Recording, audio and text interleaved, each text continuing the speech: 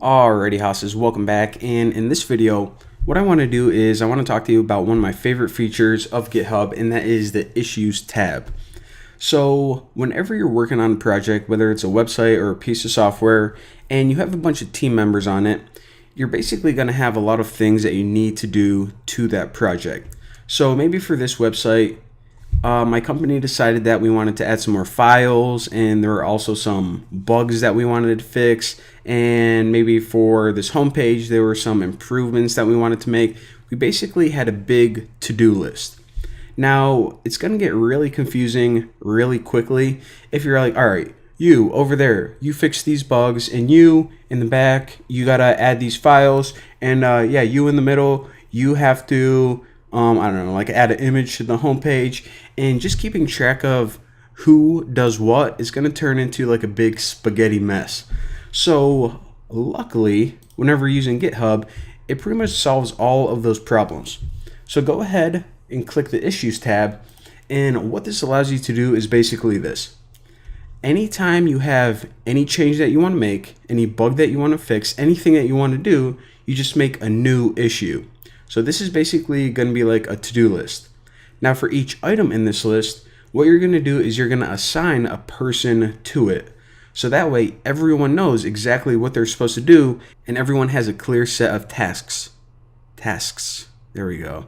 It's weird to say. There's like 8 S's in it. All right. So let's go ahead and make just one item now. So I'm going to go ahead and click New Issue. And anytime you make an issue, you have a title, and I'll say Add Image to Homepage, and a description that is pretty much a more detailed description, I guess, of whatever you're trying to accomplish. So I'll say we need a picture of a frog in the middle of the homepage.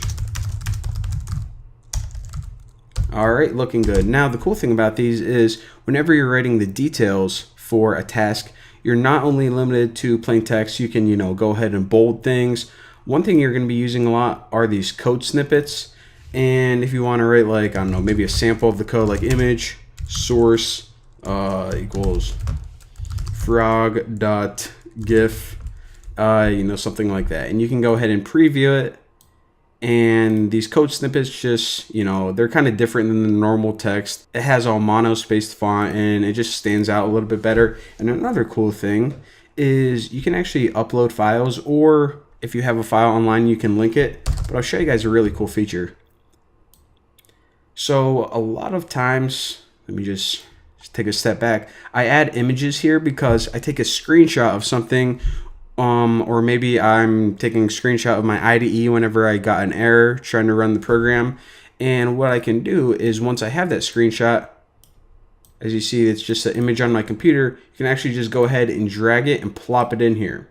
Now what that does is it actually uploads it for you and converts it to markup, which is GitHub's special text. And if you preview it, you got your image right here.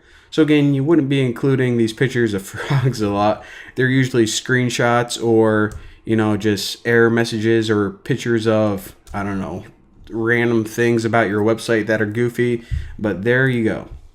So after this, you can go ahead and hit Submit New Issue, or what I always do is I add a label to it. So a label, if you click this little gear icon, it tells you what kind of issue this is. So I usually use 2 different ones the most. The first one is a bug. So a bug, of course, is something very wrong with your program. Whenever you encounter this, it pretty much crashes your program. Another one that I use is enhancement. So bugs are the most important one. If you label something as a bug, then this is the thing you want to do first.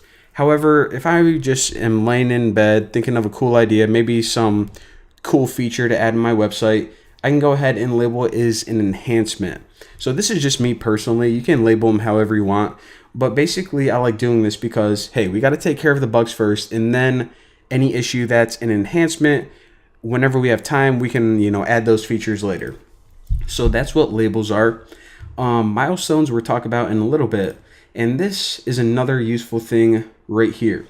So an assignee is basically, you can assign someone or say, hey, this is the person who's going to take care of this issue. So right now you can see that I only have one option, and that is me right here. And that's because I'm the only person working on this repository right now. But I'll show you guys the one that we are working on for my website. So this is the source code for the actual website. If you go to thenewboston.com, this is all this. Now you can see that we have some issues right here.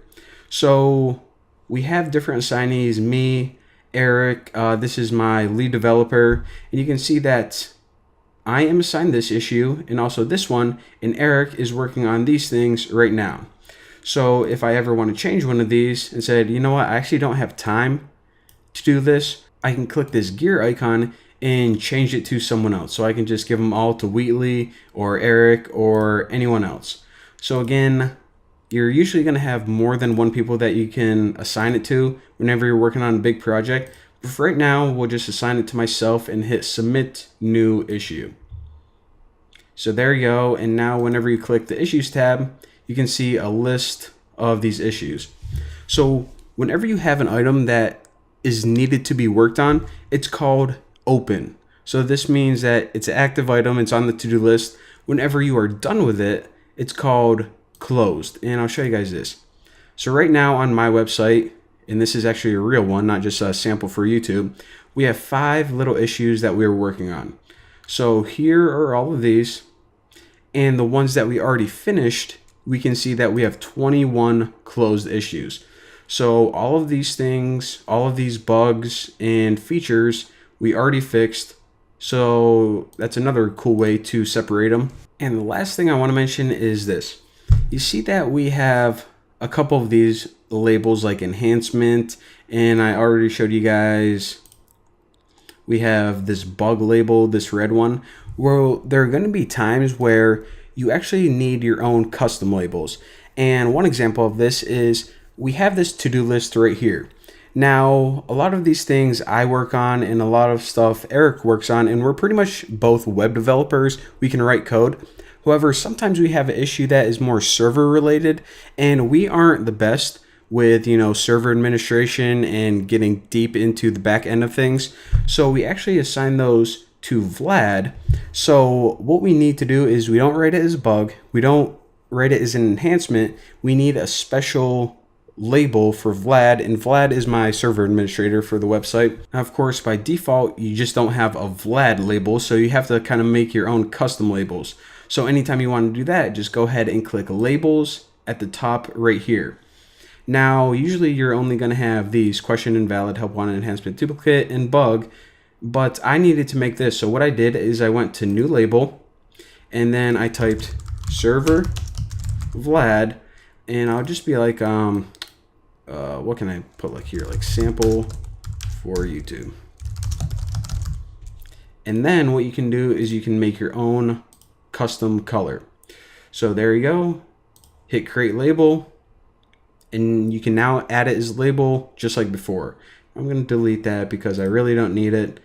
Yes, I want to delete it, but there you go. So that's the basic concept behind issues. It's basically a to-do list, and you can add custom labels to them to help clarify exactly what they are and how important they are. And you can also assign people to them so everyone knows exactly what they're supposed to be working on and no one bumps heads. Pretty cool. Thank you guys for watching. I will see you next time.